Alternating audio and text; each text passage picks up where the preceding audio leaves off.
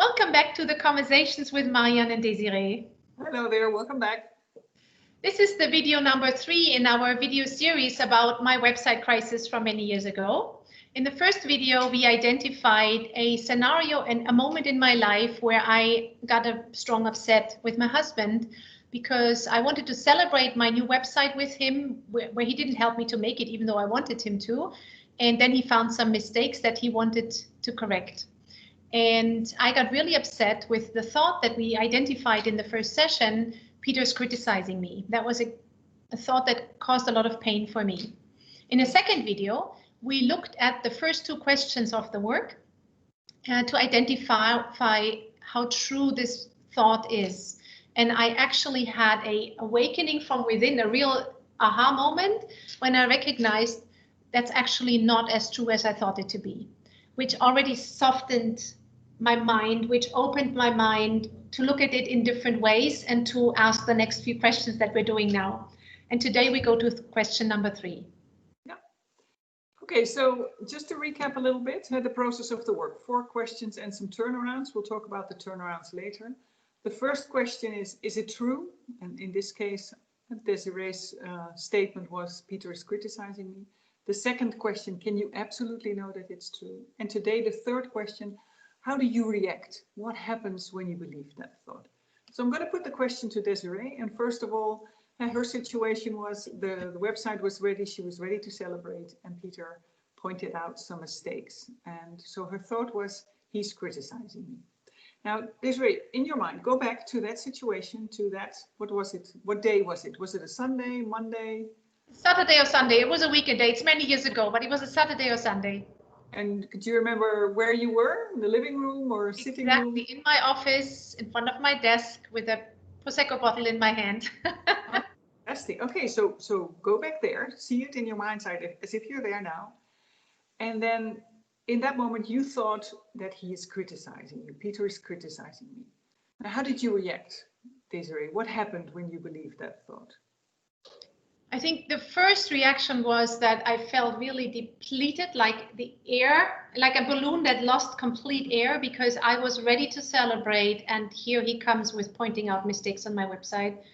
And it was, so first it was this deflated experience. And then all of a sudden there was this heat and this anger coming in because first of all, he didn't help me before. And now he's not celebrating, but he's pointing out mistakes. And I was anyway not very self-confident in the moment because after a few years as a stay-at-home mom, going back into a very new business is daunting.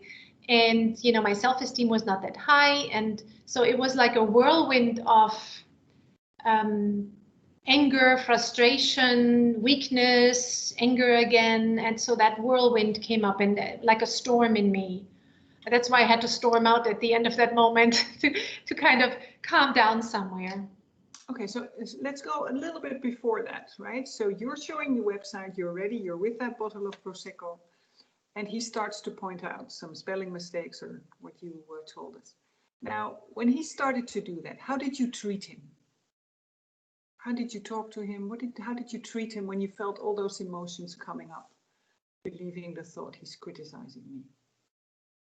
Well, I guess first I was ready to deeply connect with him over that celebration. But when he started to point these things out, there was actually like I was jerked away from it. Like I totally stepped out of that situation, and I created a big space between us emotionally. I cooled off towards him.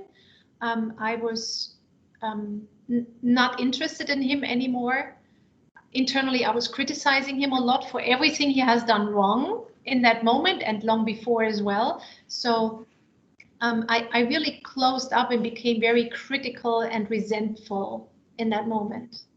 And what else? So did you still talk to him, or you said you stormed out of the room? What else did you say anything when you left? I'm not even sure if I said anything, quite frankly, because it was like, you know, when you have all of a sudden this total fog where your brain shuts off. I think I gave him a look and I marched out.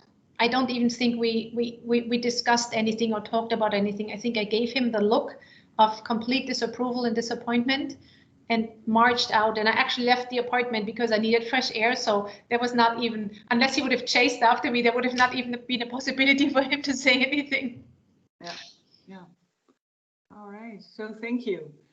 This is what the third question of the work, it makes what it shows to you, what you can observe if you really go back to a situation like that, and the emotions that come up for you, and then the reactions to that. Now, emotions as such, of course, they're not bad. That's what we are as human beings. We have emotions, but sometimes these, especially strong emotions, make us do things, give us behavior that instead of helping is very harming for you.